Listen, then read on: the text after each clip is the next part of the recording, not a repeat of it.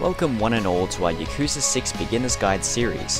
Whether or not you're experiencing the Yakuza series for the first time or returning as a budding fan, Yakuza 6 tends to wander away from the pack of previous titles and provides mechanics that deviate from its predecessors a little.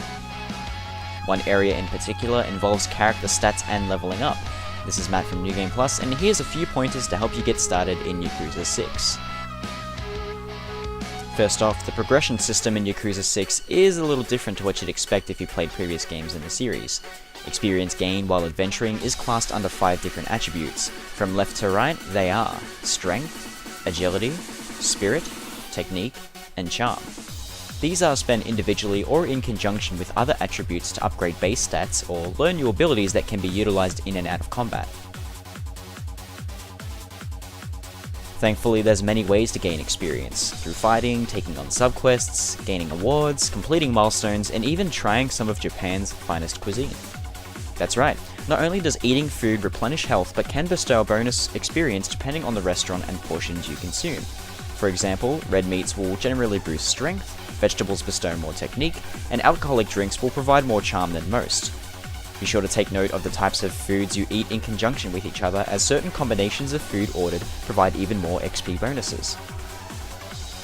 Eating whenever you're on an empty stomach goes a long way, though overeating past your limit will prevent you from gaining further XP. If you find yourself with extra cash, buy abstims at stores like Don Quixote to reset your hunger gauge. The thresholds of the gauge and the rate in which it resets can be increased later on via the other skills menu named Boost Hunger Gauge and Boost Digestion respectively. The two main environments of the game, Kamurocho and Onomichi, approach opportunities to gain additional XP differently. In Kamurocho, heading to the gym and taking the Rise Up Challenge can help out if you have the time. The Rise Up Challenge consists of undergoing 2 separate sets of exercise that focus on a couple of attributes each, so feel free to choose what you like, but personally, I found myself in constant need of strength and agility experience. Once you've completed your reps, your trainer will provide you a meal plan, challenging you to locate and consume a particular type of food. Pay close attention as your trainer generally drops hints about the ingredients or the geographical origins of the dish required. If you get stuck, these clues can be reviewed by accessing the emails on your phone if you need to think it through. Once you've made your choice and eaten, head back to the gym and reap your sick gains. To take the next challenge, get yourself into a random battle and then head back and then you're clear to go. Keep in mind that there are 12 Rise Up challenges in total, but the cycle can be reset if you manage to clear them all for the corresponding award or if you're going for 100% completion. Though if you're stuck in Western Japan, Onomichi also has a method to help gain the experience you need. By praying and providing offerings at the Jizo statues at Ryunan Shrine, you can temporarily increase experience earned on a single stat attribute. The time in which the XP increase is valid can be counted by the number of battles you fight and is contingent on the value of the offering you provide. Heading to the Senkoji Temple can help if you can be bothered traveling uphill. There are 2 methods at the shrine, making donations or drawing omikuji. Making donations will provide a random increase in money earned or experience gained, but the boost only occurs for a set amount of time. If you opt for drawing omikuji, they're a cheaper, more consistent alternative and can give you boosts in stats or experience gained, counted by the amount of battles you're involved in. Regular blessings can give you about 2 battle boosts, while the best ones can give you up to 6. Be careful though, as drawing new fortunes will overwrite the previous buff you received. And now for something completely different. The Yakuza games have never shied away from showing the sensitive or nurturing side of characters who otherwise appear gruff and emotionless, and if you thought this would end at 6, I've got bad news for you. At any point in time, if you get tired of getting stronger to punch goons more efficiently, I suggest getting in touch with your feline loving side and saving some stray cats. The Cat Cafe side quest can be triggered as early as Chapter 2, and from there you can start hoarding all 19 cats from the 2 different locales of the game. Cat food can be bought at the Cat Cafe itself, especially the expensive gold tuna brand that all cats are into, as well as konbini such as Popo. Like in real life, the cats in Yakuza 6 are super fussy eaters, and the type of food they like differs. If you place food near them and is rejected too many times, they can run away.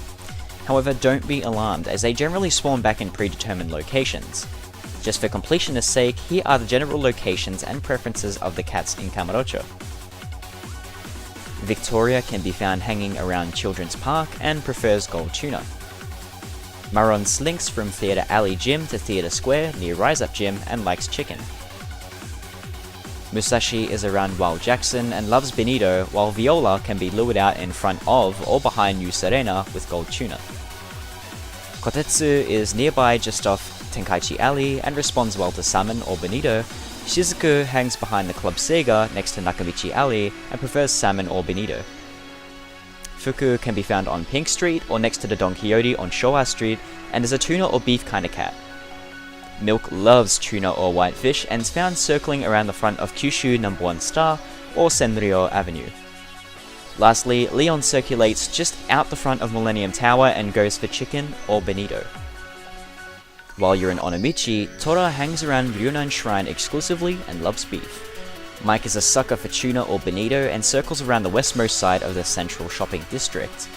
Rin hangs just outside of the intersection of the Navy Apartments and can be lured with tuna or whitefish, while Kuro hangs around the ferry dock and the adjacent soba shop waiting for a special ex-Yakuza to feed him salmon or beef.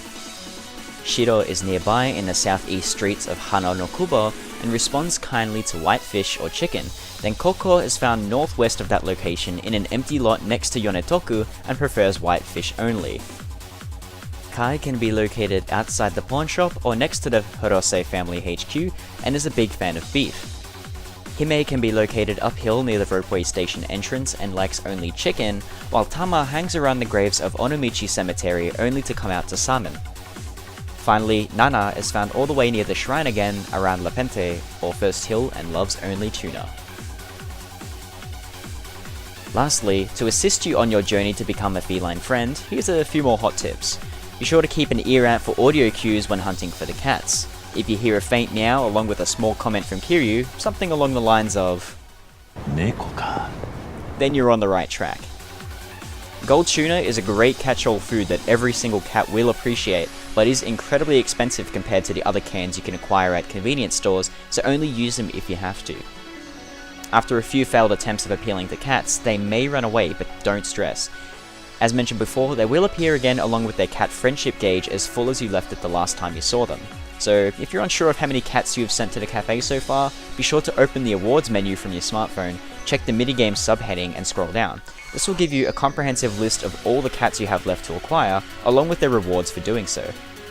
Finally, if you plan on acquiring all the cats early on, be sure to stock up on cat food while you're in Kamurocho during the first 2 chapters of the game, as access to cat food becomes quite limited once you leave for Onomichi in Chapter 3. And that's all you need to know to get started in Yakuza 6. For more Yakuza related content, be sure to like and comment on this video and subscribe to us here at youtube.com/NewGamePlusTV. Thank you very much for watching.